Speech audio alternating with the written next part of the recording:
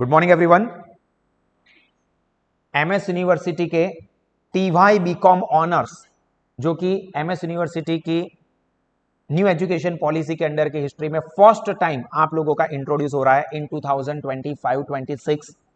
तो आज का जो हमारा ओरिएंटेशन सेशन हमने रखा है उसके अंदर आपको टीवाई बीकॉम के रिलेटेड कुछ जो इंपॉर्टेंट चीजें जो आज की डेट तक यूनिवर्सिटी से क्लियर हो गई है वो आपको बताना है। सब्जेक्ट के बारे में ब्रीफ में बताऊंगा क्योंकि आपको पता है मैंने ऑलरेडी वीडियो दिया हुआ है तो उसमें हम डिटेल में नहीं जाने वाले, ठीक है। फिर आगे आपको क्या चैलेंजेस रहेंगे जो यूनिवर्सिटी की साइड से अभी तक क्लियर नहीं हुआ है, स्टडी का क्या सीन रहेगा, वो सारी चीजें आपके साथ डिस्कस करनी है।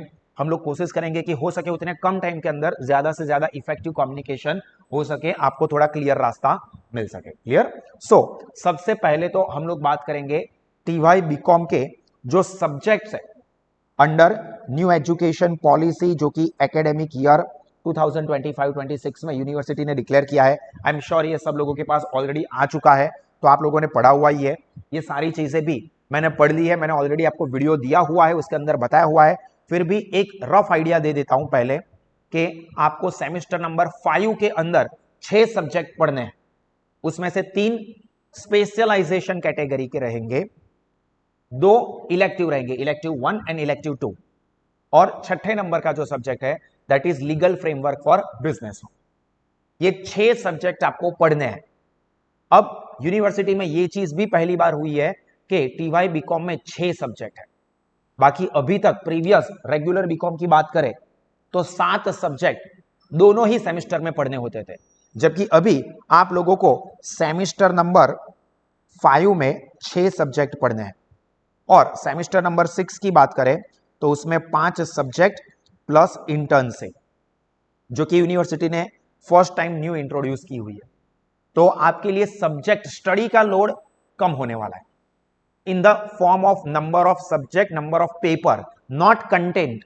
कंटेंट हो सकता है बढ़ा दे, ऑब्वियस सी बात है, बट नंबर ऑफ पेपर जो आपको देने होंगे, नंबर ऑफ सब्जेक्ट्स जो आपको स्टडी करना है, वो सेमेस्टर नंबर 5 में 6 सब्जेक्ट है। अब उसमें भी स्पेशलाइजेशन इस तरह से दिया हुआ है कि आपको 5 अलग अलग स्पेशलाइजेशन के ग्रुप दिए हैं, उसमें 3-3 सब्जेक्ट आपको दिए हुए हैं। अब जो भी स्पेशलाइजेशन ग्रुप आप सिलेक्ट करोगे आपको उसके 3 सब्जेक्ट, तीनों के 3 कंपलसरी पढ़ने होंगे, ठीक है। 5 जो स्पेशलाइजेशन ग्रुप है वो कौन कौन से ग्रुप है वो एक बार बता देता हूं। तो एएफएम ग्रुप यानी कि अकाउंटिंग एंड फाइनेंशियल मैनेजमेंट का ग्रुप, कॉमर्स वाले स्टूडेंट्स इसको ज्यादा प्रेफरेंस देते हैं। मैं ये नहीं कहूंगा कि आप यही करो, आपकी चॉइस है, बट ये मैं एक जनरल ट्रेंड क्या होता है वो मैं बता रहा हूं, ठीक है। इसके भी कुछ रीजंस होते हैं, कुछ प्लस पॉइंट कुछ माइनस पॉइंट, वो भी हम डिस्कस करेंगे। दूसरा जो है वो है marketing. Marketing group main words में हाईलाइट कर रहा हूं, ये सारी चीजें आपको ब्रीफ में लिखी हुई पीडीएफ भी मिल जाएगी, ठीक है, एप्लीकेशन पे आ जाएगी। देन एचआरएम ग्रुप, मैं सीबीएम ये नहीं बोल रहा हूं क्योंकि उससे पता नहीं चलेगा। सीबीएम ग्रुप के अंदर आपको 2 चीजें आए, तो आपको लिए मैं बोलूंगा marketing group, HR group, then international business group and analytical and applied finance group. ये 5 ग्रुप में से कोई एक ग्रुप सिलेक्ट करना है, और पांचों ग्रुप में आप देखोगे तो 3-3 सब्जेक्ट है, जो तीनों के 3 पढ़ने कंपलसरी रहेंगे, ठीक है। अब कोई मुझे पर्सनल पूछे कि सर आपका प्रेफरेंस क्या रहेगा, तो मेरे पर्सनल ओपिनियन में पहला आप प्रेफरेंस दे सकते हो एएफएम ग्रुप को। अब सर मेरे को तो अकाउंट पहले से ही पसंद नहीं है। कुछ स्टूडेंट्स ऐसे होंगे, सर सब लोग अकाउंट अकाउंट अकाउंट बोल रहे हैं पर अकाउंट मेरे को तो पसंद ही नहीं है। तो आपके पास 4 और ग्रुप है जो कि थियोरेटिकल है, उसमें से मैं पर्सनली सजेस्ट करूंगा गो फॉर एचआर ग्रुप। अगर थियरी में जाना है then go for HR group, आपकी चॉइस है। मैं मेरे पर्सनल ओपिनियन यहां पर हमारे एक्सपीरियंसेस इतने सालों से पढ़ा रहे, आगे के जो स्कोप्स होते हैं, आगे कुछ चीजें जो क्लियर है उसके अकॉर्डिंगली बताता हूं कि एएफएम ग्रुप अच्छा है। प्रैक्टिकल चीज है तो आप उसके अंदर इन्वॉल्व भी अच्छे से रहोगे, कैलकुलेशन करना है, आप फिजिकली एंड मेंटली पढ़ाई के ऊपर फोकस करोगे, तो that is plus point. But obvious है कि 3-3 अकाउंट पढ़ने हैं, तो सर मेरा इतना कैपेसिटी नहीं है कि मैं 3-3 अकाउंट का लोड ले सकूं, then go for theory. But ऐसा नहीं होगा कि थियरी में छोटा छोटा आएगा, ठीक है। थियरी में बहुत सारी चीजें पढ़ने को आएगी, वो मैं अभी कंफर्म नहीं कह सकता क्योंकि सिलेबस, डिटेल सिलेबस और स्टडी मटेरियल डिक्लेयर किया नहीं।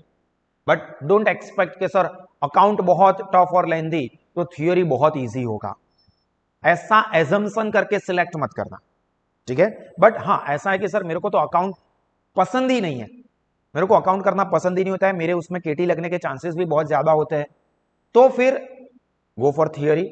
और थियोरी में मैं पर्सनल प्रेफरेंस दूंगा गो फॉर एचआर, ठीक है। उसमें आपको फ्यूचर में अच्छा स्कोप मिलने के चांसेस है।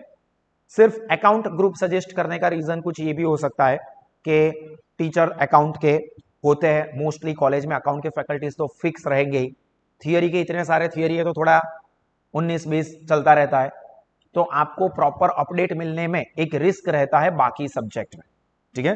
दूसरा ऑब्वियसली कि क्लास, प्रैक्टिकल चीज बताऊंगा कि क्लास वाले के एंगल से, कोई भी कोचिंग क्लास के एंगल से देखोगे, देखो मैं अभी आपके साथ as a student, as a guide, as a friend बात कर रहा हूं, not as a tuition owner.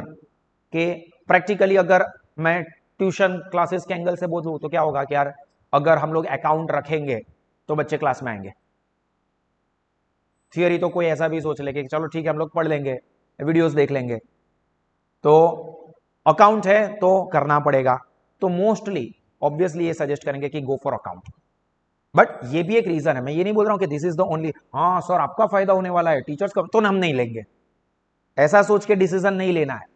ये मैं आपको एक क्राइटेरिया बता रहा हूं कि अगर आपको ये सजेशन मिलता है तो उसके पीछे का ये भी एक रीजन हो सकता है। मैंने अलग अलग रीजन बताया, लाइक फॉर एग्जाम्पल आपको आगे चल के अकाउंट फाइनेंस में ही आगे बढ़ना है तो एएफएम अच्छा है, आपको प्रैक्टिकल सब्जेक्ट पसंद है तो अच्छा है, आपको ऐसा है कि मैं अंदर इन्वॉल्व रहूंगी या रहूंगा, मैं प्रैक्टिकली कोशिश करूंगा, थियोरी में ऐसा होता है बाद में करेंगे बाद में करेंगे बाद में करेंगे, ये एक लेजीनेस डेवलप हो जाती है, तो अकाउंट उस फॉर्म में अच्छा है। आगे चल के आपको एमबीए फाइनेंस में करना है, कुछ फाइनेंस के कोर्सेज करना है, या सीए, सीएस नहीं पर CA, CMA, ACCA, CFA, CPA, इसमें इंटरेस्ट है, then obviously account and finance अच्छा ग्रुप है। और एक आखिरी रीजन मैंने बोला कि ट्यूशन के एंगल से भाई अकाउंट हो, ये भी एक रीजन हो सकता है, आप सोचो, आप डिसाइड करो। एचआरएम सब्जेक्ट आपको काम लग सकता है अगर आप एमएचआरएम करना चाहते हो, एमबीए विथ एचआर करना चाहते हो, आगे चल के एमकॉम एचआर में करना चाहते हो, एचआर में भी अच्छा स्कोप है तो वो भी आप सिलेक्ट कर सकते हो। बट मेरे पर्सनल ओपिनियन में ऐसा हो सकता है कि बहुत सारी थियोरी आपको बोर करने के चांसेस बहुत बढ़ा देगी, क्योंकि आपको सिर्फ बैठ के पढ़ना होगा। अकाउंट के अंदर ऐसा होता है कि लिखना भी है, आप फिजिकली भी इन्वॉल्व हो तो आप एक्टिव रहोगे, नींद नहीं आएगी। बट थियोरी में एक नींद आने का स्कोप है। मैं इन लोगों के लिए बता रहा हूं जिनको सर ऐसा नहीं, मेरे को अकाउंट भी नहीं पसंद है, एचआरएम भी नहीं पसंद है, या मार्केटिंग, मेरे को तो कुछ भी नहीं पसंद है, बट एक कंपलसरी करना तो है ही, तो आप बोलो ना क्या करूं, तो ऐसे स्टूडेंट गो फॉर अकाउंट, क्योंकि आप पढ़ने के लिए बैठोगे उसके लिए। ऐसा है कि नहीं सर मेरे को थियोरी में ही इंटरेस्ट है, मेरा आगे का गोल एचआर का है, देन गो फॉर एचआर और गो फॉर अकाउंट। बाकी के भी है, मार्केटिंग भी है, पर उसके अंदर कंटेंट क्या रखते हैं वो उतना पता नहीं है। और देखो ऐसा भी नहीं है कि सपोज जिसने अकाउंट फाइनेंस लिया वो आगे चल के एचआर में आगे नहीं बढ़ सकता। भाई तुमको तो फॉर एग्जांपल एमबीए करना है तो सीमेट की एग्जाम दो, आप क्लियर करो, आपकी ही चॉइस रहेगी, ठीक है। परसेंटेज ज्यादा है तो आपको जो में एचआर में जाना है, अकाउंट में जाना है, जिसमें भी जाना है, सब स्कोप ओपन ही रहेंगे, ठीक है। तो ऐसा कुछ भी रूल नहीं है कि अगर अभी आपने अकाउंट फाइनेंस लिया है तो ही आप आगे चल के एमबीए या एमकॉम में फाइनेंस अकाउंट कर सकते हो, नहीं ऐसा नहीं होता है। हाँ आपको एक बैकग्राउंड का एडवांटेज मिलेगा, क्लियर। तो इसमें से कोई भी एक ग्रुप सिलेक्ट करो, मैंने मेरा पर्सनल ओपिनियन दिया, this is first preference, this is second preference, you have to decide by your own. आप थर्ड फोर्थ फिफ्थ में भी जाना चाहते हो, it is completely up to you. Then इसके बेसिस के ऊपर आपको minor elective subject, sorry minor नहीं, इलेक्टिव ग्रुप रहेंगे, माइनर नहीं है मेजर ही है, एक इलेक्टिव सब्जेक्ट सिलेक्ट करना है, इसके 4 क्रेडिट ही है, ठीक है। माइनर यहां पर स्पेशलाइजेशन नहीं है इस सेंस में वर्ड यूज हुआ है, बाकी ये भी मेजर सब्जेक्ट ही है, क्योंकि हमें पता है मेजर और माइनर का आइडेंटिफिकेशन ही है, 4 क्रेडिट है या 2 क्रेडिट है, 4 क्रेडिट वाले सारे मेजर, ठीक है। तो ये भी 4 क्रेडिट ही आप देख सकते हो यहां पर, ठीक है। हाँ अब ये इलेक्टिव ग्रुप में आपको इतना ध्यान रखना है कि आपने ऊपर स्पेशलाइजेशन जिस ग्रुप में लिया है, नीचे इलेक्टिव आप उस ग्रुप में से नहीं ले सकते, जो मैंने वीडियो में आपको पहले ही बताया हुआ है। लाइक अगर आप एएफएम सिलेक्ट करते हो, अकाउंट फाइनेंशियल मैनेजमेंट वाला, तो फिर आप यहां पर ये सिलेक्ट नहीं कर सकते यहां पर ये सिलेक्ट नहीं कर सकते, दोनों में पहला पहला सिलेक्ट नहीं कर सकते। उसके अलावा आप कोई भी इलेक्टिव सब्जेक्ट सिलेक्ट करो, it is up to you. मैंने सजेस्ट किया है, मैं आपको ग्रुप बना के देता हूं कि अगर आप एएफएम सिलेक्ट करते हो तो गो फॉर बैंकिंग। दोनों ही बीएनके वाले जो है वो आपको ज्यादा अच्छे रहेंगे, ठीक है। फिर भी चॉइस तो आपकी होती है, चॉइस आपकी है, बट आप बीएनके वाले ले सकते हो। और अगर आप ऊपर एचआर में गए हो, एचआरएम में गए हो, तो ऑब्वियसली फिर आपको कोई भी सब्जेक्ट ले सकते हो। पर उस केस में मैं आपको यहां पर सजेस्ट करूंगा कि इसमें तो रिटेल बैंकिंग में ही जाओ, पर यहां पर जीएसटी अवेलेबल है इलेक्टिव 2 में, तो जीएसटी को सिलेक्ट कर सकते हो, ठीक है। अगेन वो आपकी मर्जी के ऊपर डिपेंड है। अगर एचआर में ही जाना है तो जीएसटी आपके लिए उतना इंपॉर्टेंट नहीं रहेगा, बट आप एचआर इलेक्टिव में नहीं सिलेक्ट कर सकते अगर आपने स्पेशलाइजेशन में ऑलरेडी ले लिया है तो फिर से एक बार बोल रहा हूं, अगर आप एएफएम ग्रुप में जा रहे हो तो इलेक्टिव के अंदर आप दोनों ही बीएनके वाले जो है, यानी कि retail banking and financial market and services in India, वो आप सिलेक्ट करो।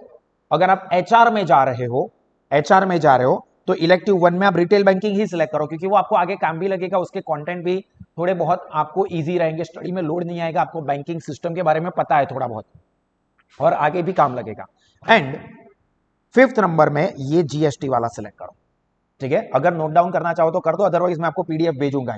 एएफएम ये सजेस्टेड है, सजेस्टेड है, यही करो, मैं ऐसा आपके ऊपर थोप नहीं रहा हूं, यू डिसाइड, बट ये बेस्ट ऑप्शन मैं आपको बता रहा हूं। और ये वाला जो है लीगल फ्रेमवर्क फॉर बिजनेस 1, ये तो कंपलसरी ही है, माइनर, ठीक है। तो 5 सब्जेक्ट 4 क्रेडिट वाले और 1 सब्जेक्ट 2 क्रेडिट वाला, ऐसा मिला के टोटल 22 आपके क्रेडिट होने वाले। उसके पैरेलल अभी सब्जेक्ट सिलेक्शन ऐसा कुछ स्टार्ट नहीं हुआ है, बट सेमेस्टर 6 में जब आप आओगे तो सेमेस्टर नंबर 6 के अंदर ऐसा है कि आपको 6 सब्जेक्ट नहीं पढ़ने हैं, 5 सब्जेक्ट पढ़ने हैं। ऑब्वियसली एक स्पेशलाइजेशन वाला रहेगा, आपने ऊपर एएफएम लिया है तो एएफएम के पैरेलल 3 रहेंगे, एक इलेक्टिव सब्जेक्ट रहेगा, तो इलेक्टिव 3, 1 2 आपने सेम 5 में किया, इलेक्टिव 3 रहेगा आपका सेमेस्टर 6 में। लीगल फ्रेमवर्क फॉर बिजनेस 2 वो कंपलसरी रहेगा, और आपके लिए स्पेशल ऐड होने वाला है इंटर्नशिप, 120 घंटे की इंटर्नशिप है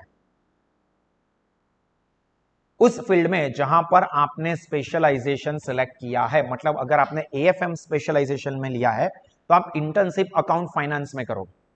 अगर आपने एचआर में स्पेशलाइजेशन सिलेक्ट किया है तो आपको इंटर्नशिप एचआर में करनी होगी। मार्केटिंग में लिया है तो मार्केटिंग में इंटर्नशिप करनी होगी। बट ये यूनिवर्सिटी फर्स्ट टाइम ये इंटर्नशिप का कॉन्सेप्ट इंट्रोड्यूस कर रही है, which is in my personal opinion the best thing. मेरे पर्सनल ओपिनियन में ये बहुत अच्छी चीज है, क्योंकि मेजोरिटी स्टूडेंट्स को ऑब्वियस है कि काम करने का एक्सपीरियंस नहीं होता है। दूसरा, काम करना भी पड़ता है पर पहले ट्रेन ही नहीं हुए काम करने के लिए, जबकि यहां पर 120 घंटे आप काम करने के लिए जाओगे, मतलब आप अपने फिजिकल और मेंटल बॉडी को प्रिपेयर कर रहे हो काम करने के लिए।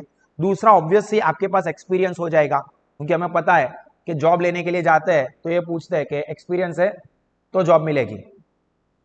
अब जिसके पास एक्सपीरियंस नहीं है उसका मतलब तो उसको जॉब कभी भी नहीं मिलेगी, क्योंकि जहां पर भी जाएगा बोलेगा एक्सपीरियंस है, अभी मैं तो फ्रेशर हूं, नहीं तो एक्सपीरियंस वाले को जॉब देते हैं। तो यहां पर आपके पास काम का एक्सपीरियंस होगा, दैट इज गुड थिंग, और सबको ये कंपलसरी करना पड़ेगा, ठीक है। तो ये एक बहुत ही अच्छा इनिशिएटिव है। अब हम लोग इंडियन लोग हैं, अब इंडियन लोग क्या करते हैं, जुगाड़ निकाल लेते हैं, ये होगा ही, अपना देश है, ये चलता है, ये आप सब लोग मत करना ऐसा। मैं पर्सनली ये सजेस्ट करूंगा कि 120 घंटे की इंटर्नशिप जो है वो करना, भले 120 घंटे आप 150 घंटे काम करने से भी पीछे मत हटना, करना काम। जितना आप काम करोगे उतना आप सीखोगे, रियल लाइफ में आपको वो काम लगने वाला है। क्लियर। फिर भी कुछ लोग, हाँ मेरी पहचान वाला है, सर्टिफिकेट बना लेंगे, ऐसा कर लेंगे, वैसा कर लेंगे, मिल जाएगा सर्टिफिकेट, ये सब चलता रहता है, हो सकता है, तो वो मुझे नहीं पता, उसके ऊपर मैं डिटेल में नहीं जाऊंगा। जब वो सिचुएशन आएगी और उसमें गाइडेंस देने जैसा लगेगा तो मैं आपको गाइड करूंगा। अदरवाइज डोंट वरी, हमने स्पेशली यहाँ पर एचआर पर्सन को हायर किया हुआ है, स्पेसिफिकली टीवाई के हमारे स्टूडेंट्स को गाइड करने के लिए ही। तो सेमेस्टर 5 के अंदर हम लोग, ये आपको मैं बीच में बता रहा हूं apart from this study thing, क्योंकि ये चीज न्यू इंट्रोड्यूस हुई है तो वो करनी ही पड़ेगी। तो आपके लिए हम लोग एचआर जो एक्सपर्ट है पर्सन, उन्हीं को हमने हायर किया हुआ है, जो आप लोगों को पहले 1-2 सेशन में इंटरव्यू के लिए प्रिपेयर करेंगे, कैसे इंटरव्यू फेस करने होते हैं, किस तरह के क्वेश्चंस होते हैं, फिर इंटर्नशिप क्या होती है, कैसे काम करना होता है, उसके बारे में आपको गाइड करेंगे।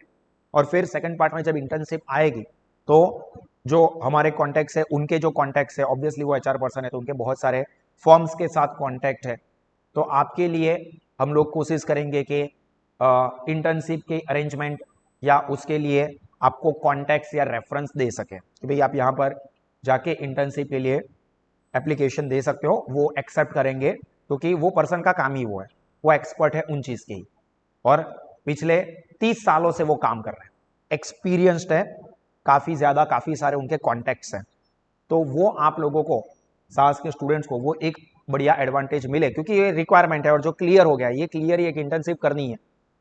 तो उसके लिए जो लोग जुगाड़ नहीं करना चाहते, जो सच में करना चाहते हैं कि हम लोग करेंगे सर इंटर्नशिप, काम करेंगे, तो उन लोगों के लिए हम लोग ये स्पेशल रखने वाले ही है। वो सेमेस्टर 5 से पहले, मतलब एग्जाम से पहले एक सेशन जैसा होगा ट्रेनिंग के लिए, गाइडेंस के लिए, और सेम 6 के वक्त वो एक्चुअली में इंडक्शन कहते हैं, ऐसा में आप पढ़ चुके हो एचआरएम सब्जेक्ट में, तो वो इंडक्शन का काम करेंगे। क्लियर? चलो ये सब्जेक्ट के बारे में क्लियर हुआ। अब इसमें मैंने आपको सब्जेक्ट के बारे में बताया, कौन से सब्जेक्ट आप ले सकते हो।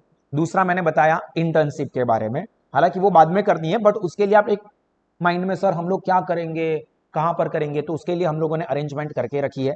फिर जैसे जैसे आगे पत्ते खुलते जाएंगे, पिक्चर क्लियर होता जाएगा, वैसे वैसे हम लोग आपको गाइड करते जाएंगे, बट उस डायरेक्शन में हमने ऑलरेडी काम शुरू कर दिया। अब मेन चीज पढ़ने में आपको क्या इश्यू, क्या चैलेंजेस फेस करने पड़ेंगे।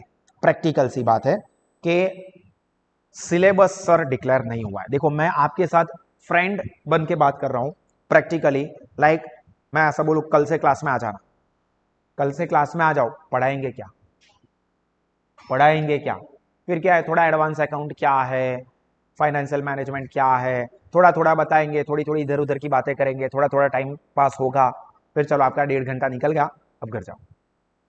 ये चीज प्रैक्टिकली होती है। अब जब तक हम हमारी साइड से मैं आपको बता रहा हूं कि प्रॉपर सिलेबस डिक्लेयर नहीं होता है, तब तक मैं टाइम पास के लिए नहीं बुलाऊंगा। अब दूसरे 2 ऑप्शंस मैंने सोच के रखे, मैं आपको दोनों ऑप्शंस देने वाला हूं, ठीक है, स्टूडेंट्स के लिए। क्या चीजें आप प्रैक्टिकली फ्यूचर में फेस करोगे।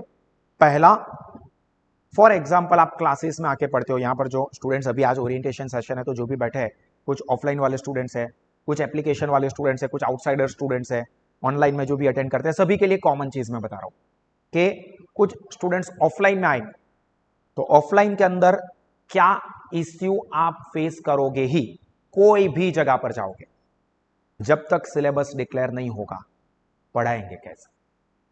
कॉलेज में से कंटेंट नहीं आया है, आपको एग्जाम्पल्स करवाएंगे कैसे। फिर पुराने पुराने पैम्पलेट के एग्जाम्पल हम करवाए, यूनिवर्सिटी पूछे उनके लेटेस्ट वाले में से, तो ऑब्वियस है कि आपकी मेहनत बहुत होगी बट आउटपुट नहीं होगा। फॉर एग्जाम्पल क्लास शुरू कर दिया, पहला यूनिट इश्यू हो गया यूनिवर्सिटी से, हमने वो करवा दिया, पर आगे का मटेरियल अभी तक इश्यू ही नहीं हुआ है, कॉलेज में हॉलीडेज चल रहे हैं, छुट्टियां चल रही है, अभी बहुत सारे फेस्टिवल्स भी आएंगे, तो मटेरियल नया आया ही नहीं है, तो अभी 2-3 दिन बीच में क्या करेंगे, टाइम पास करो। ये प्रैक्टिकल प्रॉब्लम होने ही वाला है, कोई एक्सेप्ट करे कि ना करे।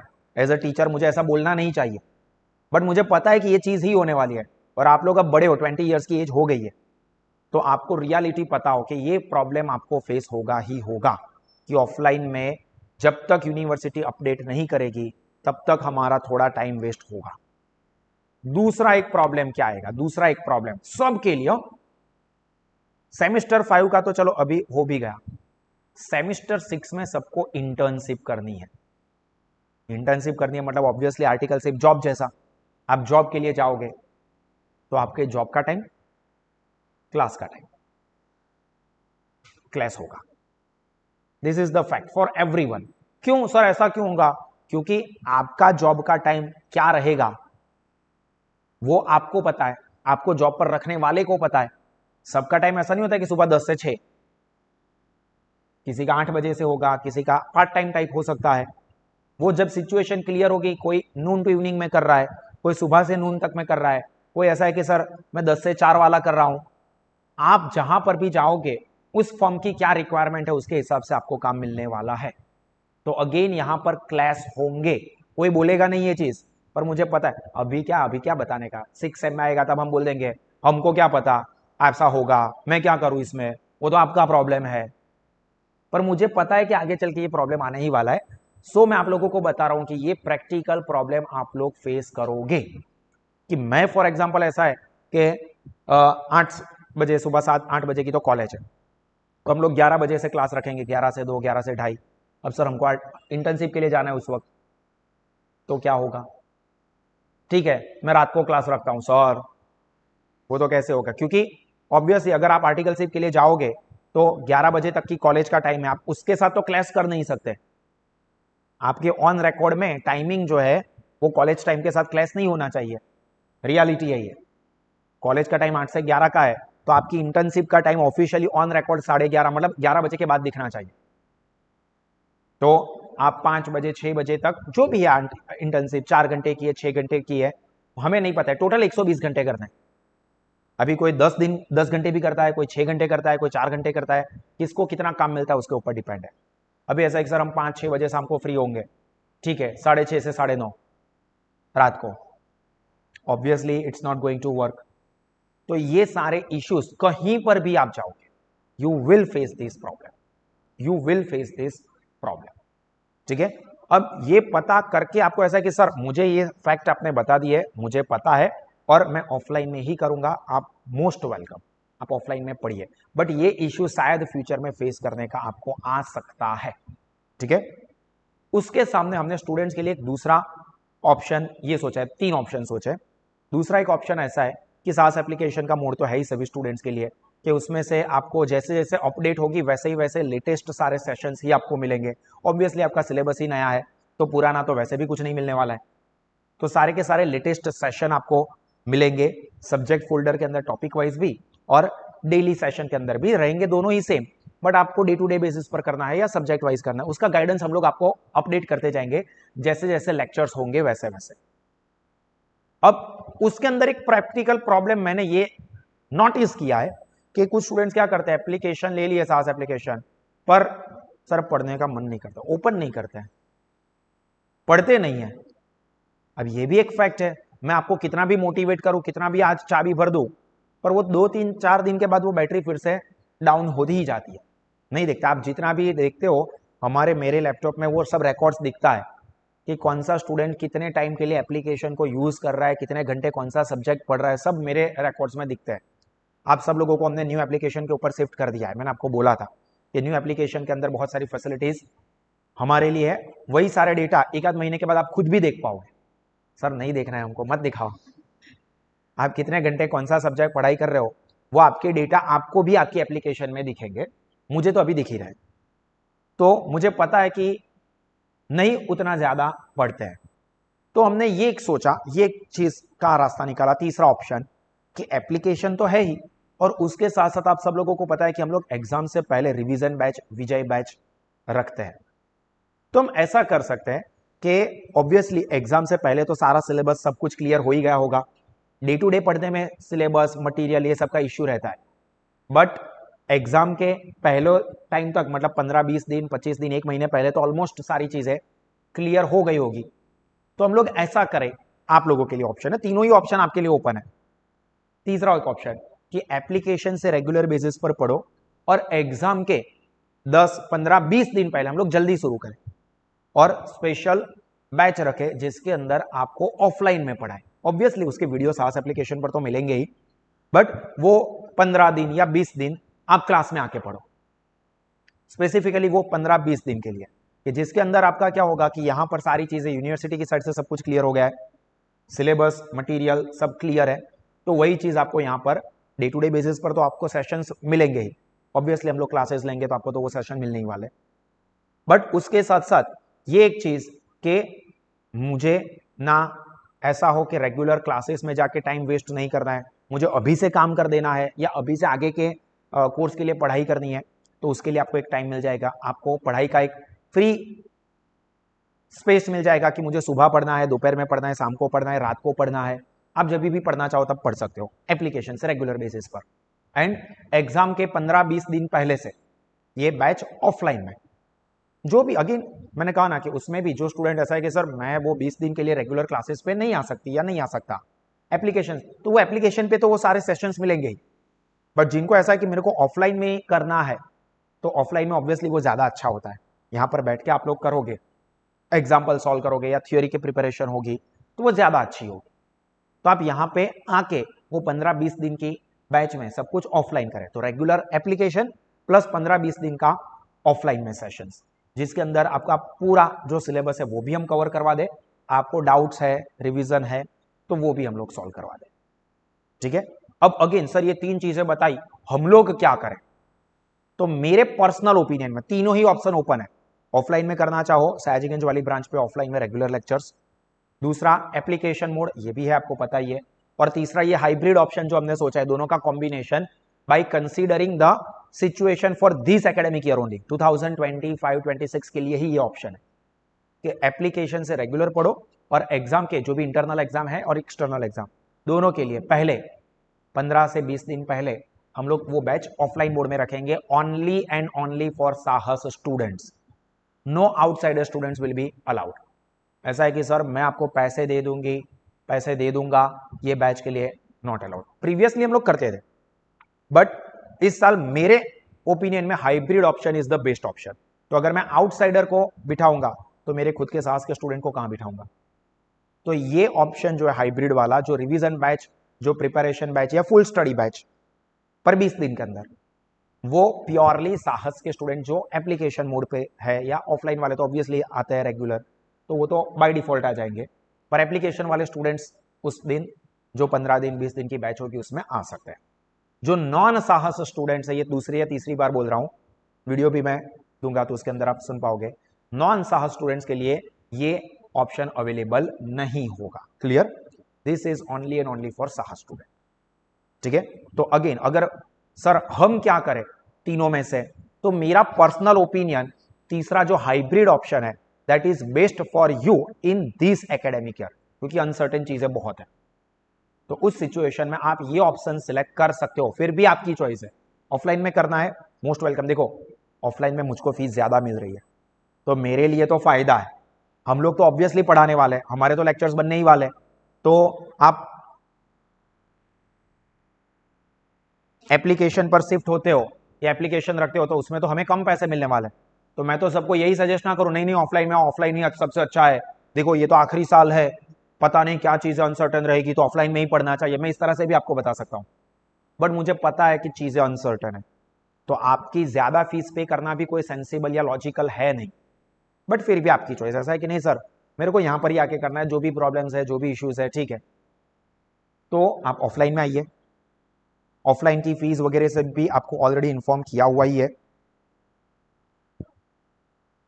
ये सारी फीस की इंफॉर्मेशन भी है। ऑफलाइन की भी फीस हमने बहुत कम ही रखी है कि कोई स्टूडेंट को ऐसा ना हो कि बहुत ज्यादा लोड है, 19,500, और एप्लीकेशन मोड की फीस जो है वो है 7,000, जो आपको ओरिएंट जो मैंने वीडियो भेजा था उसमें भी बताया हुआ ही है। ऑब्वियसली ये जो फीस रहती है वो फिक्स पीरियड के लिए होती है, 30 जून के बाद वो फीस चेंज हो जाएगी, वो इंक्रीज हो जाएगी। ठीक है, जिन्होंने भी एडमिशन 30 जून से पहले लिया है उन लोगों के लिए ये फीस है, उसके बाद ये फीस बढ़ जाएगी। क्लियर? बट आप कहीं पे भी देखने जाओगे तो ये सबसे कम फीस है, सबसे ज्यादा फैसिलिटीज इसमें आपको एप्लीकेशन मिलने ही वाली है। ठीक है, 19,500 वाले में भी, बट अनसर्टेन चीजें बहुत रहेगी। उस केस में मेरा पर्सनल ओपिनियन ये रहेगा कि go for hybrid option. Hybrid option के लिए अलग से कोई हम लोग ऐसा नहीं कि सर उसके में मैं 10,000 रुपए फीस रखने वाला हूं, ऐसा नहीं है। ठीक है, वो एप्लीकेशन 7,000 रुपीज वाली फीस में ही रहेगा। हाँ, जो आपको हमारी सिस्टम होती है कि जो ऑफलाइन में हम बैच रखेंगे, ये रिवीजन, या इस बार रिवीजन बैच या विजय बैच नाम नहीं होगा, इसके लिए अंदर फुल प्रिपरेशन बैच ही होगी, क्योंकि 15-20 दिन में हम लोग पूरी तैयारी ऑफलाइन में करवाने वाले हैं। तो उसके लिए नॉमिनल चार्ज रहेगा 100, 200, 300 मैक्स। वो इसलिए क्योंकि कौन कौन आने वाला है वो तो हमें पता चले, फिर ठीक है आएंगे नहीं आएंगे हमें पता नहीं चलेगा, तो रजिस्ट्रेशन के लिए 100, 200, 300 रुपए, उससे ज्यादा फीस नहीं रहने वाली ऑफलाइन में अटेंड करने के लिए, बाकी कोई उसकी सेपरेट फीस नहीं है। ठीक है, तो ये चीज क्लियर। अब आप लोग डिसाइड करना, मैं आपको और 2 दिन का टाइम देने वाला हूं, यू डिसाइड, बट मेरा ओपिनियन हाइब्रिड बैच ये आपके लिए सबसे बेस्ट है, एप्लीकेशन प्लस एग्जाम से पहले 15-20 दिन ऑफलाइन। क्लियर? अब कुछ चीजें जो कॉलेज की तरफ से क्लियर नहीं है और आपको क्लियर करनी चाहिए, उसमें से एक सबसे इंपॉर्टेंट चीज ये कि फोर्थ ईयर का स्टेटस क्या, ठीक है, ध्यान से सुन लेना, बहुत ही इंपॉर्टेंट चीज है।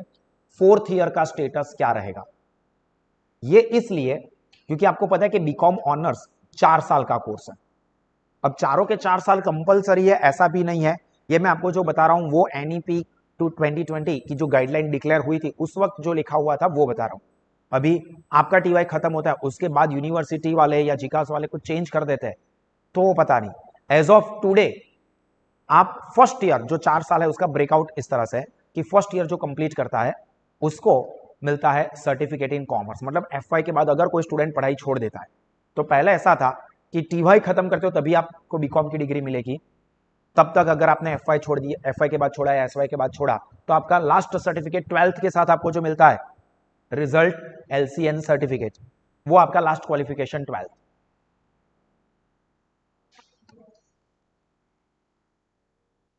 ड्यू टू सम रीजन आपको अभी मैं नहीं दिखूंगा ऑफलाइन में अंधेरे के लिए, और एप्लीकेशन पे या वीडियो पे देखोगे तो because of electricity failure.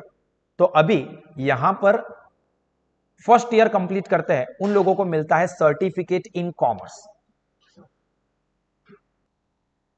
Fourth year second year जिनको कंप्लीट करते हैं एसवाई के बाद और छोड़ देते हैं तो उनको मिलेगा diploma certificate in commerce. Third year खत्म करते हैं उन लोगों को मिलता है डिग्री, बैचलर डिग्री ऑब्वियसली। और फोर्थ ईयर जो कि न्यू एजुकेशन पॉलिसी में बीकॉम ऑनर्स में इंट्रोड्यूस हुआ है वो है बीकॉम ऑनर्स या फिर ऑनर्स एंड रिसर्च।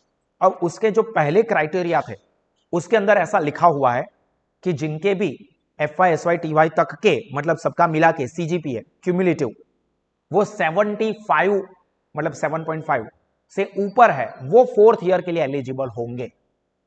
अभी उस क्राइटेरिया को देखो तो सर 98% स्टूडेंट तो वहीं पर उड़ गए, सही बात है, बट ये जो पहला क्राइटेरिया दिया हुआ था उसके अंदर यही है, इस 75 के ऊपर जाता है वो लोग। अब सपोज ऐसा है सर तो अपना तो क्लियर हो गया कि हम लोग नहीं जा रहे, या कुछ लोगों का ऐसा होगा कि सर हम लोग तो जाएंगे ही, और कुछ ऐसे होंगे कि सर मेरा अभी तक का 72 के आसपास चल रहा है, अब मेरा पता नहीं क्या होगा, 75 क्रॉस होंगे या नहीं होंगे, तो अनसर्टेन रहेंगे। अब सर मेरा तो पता है कि एग्रीगेट 65 के आसपास ही हो रहा है, तो मेरा तो पता है कि अब मैं थर्ड ईयर के अंदर ऐसा तो होगा नहीं कि मैं सीधा 85 90 स्कोर कर दूं और मेरा बैलेंस 75 हो जाए, it is not going to happen. तो सर मेरा क्लियर हो गया ना कि मैं ऑनर्स में नहीं जाऊंगा। अब कल को उठ के यूनिवर्सिटी ने इस क्राइटेरिया को शायद चेंज किया कि 75% लिखे बट 70 के अबोव वाले भी जा सकते हैं या 60 के अबोव वाले भी जा सकते हैं, या सब लोग जिनको जाना है वो जा सकते हैं, पता नहीं है क्या ऑप्शंस देंगे, पता नहीं है। तो आपको ये जानना क्यों जरूरी है? क्योंकि अगर आपको ऐसा पता है कि मेरा फोर्थ ईयर में जाना पॉसिबल नहीं है क्योंकि क्राइटेरिया यूनिवर्सिटी ने फिक्स कर ही दिया है और मैं उस क्राइटेरिया में फिट नहीं हो रहा हूं, तो आपको टीवाई के बाद जो भी करना हो, लाइक फॉर एग्जांपल किसी को एमबीए करना है, किसी को एमएचआरएम करना है, किसी को यूपीएससी जीपीएससी में जाना है, तो उसकी एंट्रेंस के लिए प्रिपरेशन करनी पड़ती है। लाइक एग्जांपल के तौर पर हम लोग अभी ले रहे हैं एमबीए, तो एमबीए की एंट्रेंस के लिए प्रिपरेशन करनी होगी। तो आपको पता है कि मैं फोर्थ ईयर में नहीं जाने वाला हूं या नहीं जाने वाली हूं, तो मैं थर्ड ईयर के साथ साथ मेरी एंट्रेंस एग्जाम की प्रिपरेशन शुरू कर दूं, क्योंकि वो अगर आप नहीं करोगे तो क्या होगा, आपको अच्छी कॉलेज या यूनिवर्सिटी मिलेगी नहीं, फिर टीवाई खत्म होगा, अब मैं क्या करूं, अभी दिखाने के लिए किसी भी प्राइवेट में पैसे मुंह पे मारो और चले जाओ एमबीए करने के लिए, और उसका आउटपुट उतना नहीं मिलता। हाँ, प्राइवेट के जो भी अलग अलग नाम है, अभी तो बहुत सारी प्राइवेट यूनिवर्सिटीज हो गई है और अच्छा खासा पैसा देते हैं वो लोग आगे, तो उसको प्रमोट भी किया जाता है। तो एक ये चीज होगी। अगर ऐसा है कि आपको ऐसा ही है कि मैं तो जाऊंगा ही उसमें, इसलिए मैं एंट्रेंस की प्रिपरेशन नहीं कर रहा हूं या नहीं कर रही हूं, पर वो क्राइटेरिया में शायद आप फिट नहीं हुए और आप फोर्थ ईयर में नहीं जा सके, और दूसरी साइड पर आपने एमबीए के लिए या एमएचआरएम के लिए या लॉ के लिए, आपको जो भी करना है उसके लिए भी प्रिपरेशन नहीं की और ना फोर्थ ईयर में जा रहे हो, तो आप तो बीच में लटक गए, ना इधर के रहे ना उधर के रहे। कोई मिल गया कि ऋतिक रोशन हो गए, इधर चला मैं उधर चला, जाने कहां किधर चला, और लास्ट में फिसल गया। तो ऐसा हो सकता है। सो मेक श्योर कि आप हो सके उतना जल्दी कॉलेज में ये कंफर्म करना कि फोर्थ ईयर का स्टेटस क्या रहेगा, उसका क्राइटेरिया क्या है, ताकि हमें आगे जो डिसीजंस लेने हैं, किसी को एब्रॉड जाना है, किसी को MBA, MHRM, MSW, लॉ, जो भी करना है, तो उसके लिए आप प्लान आउट कर सको। क्लियर? तो ये एक चीज आप लोग अपनी साइड से कंफर्म करोगे। ऑब्वियसली हम हमारी साइड से भी, हमारे सोर्सेज से भी कांटेक्ट करने की कोशिश करते हैं। जैसे ही अपडेट मिलेगा आपको वीडियो तुरंत मिल जाएगा। क्लियर? चलो, अब किसी और को कोई कंफ्यूजन या क्वेरी है? सिलेबस अभी तक डिक्लेयर नहीं हुआ है, सब्जेक्ट के बारे में मैंने बताया। हाँ सर, हम ऑफलाइन में करते हैं या एप्लीकेशन पे करते हैं, तो साहस में कौन से सब्जेक्ट पढ़ाओगे? ये एक चीज क्लियर करनी रहेगा, ये मैं आपको बता देता हूं कि जो भी स्टूडेंट्स ऑफलाइन मोड में जाएंगे उनके लिए कंपलसरी मेजर जो स्पेशलाइजेशन है उसमें अकाउंट ही रहेगा। ऑफलाइन में जिनको करना है उन लोगों के लिए अकाउंट ही रहेगा स्पेशलाइजेशन में। ठीक है? ऑब्वियसली सर हमने तो ऐप ली है, तो ऐप पर भी उसके वीडियोस तो आएंगे ही, सो उसके बारे में टेंशन नहीं लेना है, पर ऑफलाइन में अकाउंट स्पेशलाइजेशन में ही चलेगा। सर हमको HRM लेना है तो हम लोग साहस एप्लीकेशन के ऊपर आपको HRM का स्पेशलाइजेशन भी प्रोवाइड करने वाला है। मतलब अगर आप अकाउंट फाइनेंस के स्पेशलाइजेशन में जाते हो तो भी तीनों अकाउंट के सब्जेक्ट्स आपको मिलेंगे। आप HRM के स्पेशलाइजेशन में जाते हो तो HRM के भी तीनों स्पेशलाइजेशन के सब्जेक्ट्स आपको मिलेंगे। हाँ, हो सकता है जैसे जैसे अपडेट आए वैसे वैसे मिले, पर वो दोनों ही आपको मिलेंगे। तो आप अकाउंट के लिए जाते हो या HR के लिए जाते हो, दोनों में आपको हमारे साइड से स्टडी प्रोवाइड किया जाएगा। अब क्वेश्चन सिर्फ यहां तक नहीं रुकता है। ऑब्वियस ही बात है कि अगर आपने अकाउंट फाइनेंस का स्पेशलाइजेशन लिया तो इलेक्टिव में सब्जेक्ट चेंज हो जाएगा, और HRM का स्पेशलाइजेशन लिया तो नीचे सब्जेक्ट चेंज हो जाएगा। तो इलेक्टिव में भी हम लोग आपको ऑप्शन देंगे। जैसे इलेक्टिव 1 है वो तो आप HR में जाते हो या अकाउंट फाइनेंस में जाते हो, आपको रिटेल बैंकिंग ही सिलेक्ट करना है, जो कि BNK ग्रुप का है, मतलब स्पेशलाइजेशन से अलग ग्रुप हो गया, तो आपको कोई दिक्कत नहीं होगी। तो 5th नंबर में, मतलब इलेक्टिव ग्रुप 1 में आपको हम प्रोवाइड करेंगे रिटेल बैंकिंग। ठीक है? दोनों ही स्पेशलाइजेशन के लिए आ गया। अब इलेक्टिव नंबर 2, उसमें जिन्होंने अकाउंट वाला स्पेशलाइजेशन लिया है वो financial market services in India वो वाला करें, और जिन्होंने HRM स्पेशलाइजेशन में लिया है उनको ऑब्वियसली वो BNK वाला ही लेना है तो भी ले सकते हो, क्योंकि वो आगे ऑब्वियसली HRM से अलग है, तो कोई दिक्कत की बात नहीं है। बट अगर किसी को ऐसा है कि मेरे को तो GST पढ़ना है, मेरे को GST लेना है क्योंकि वो भी काम का सब्जेक्ट है, तो हम GST भी प्रोवाइड करेंगे। ठीक है? तो आपको कौन कौन से सब्जेक्ट्स मिलेंगे? 3 अकाउंट के स्पेशलाइजेशन वाले, 3 HRM के स्पेशलाइजेशन वाले, एक इलेक्टिव ग्रुप 1 का सबके लिए रिटेल बैंकिंग का फिक्स रहेगा। इलेक्टिव नंबर 2 में आपको 2 ऑप्शन मिलेंगे, GST वाला भी मिलेगा and financial services in India ये वाला भी मिलेगा। एंड आखिरी 6 नंबर का तो सबके लिए कंपलसरी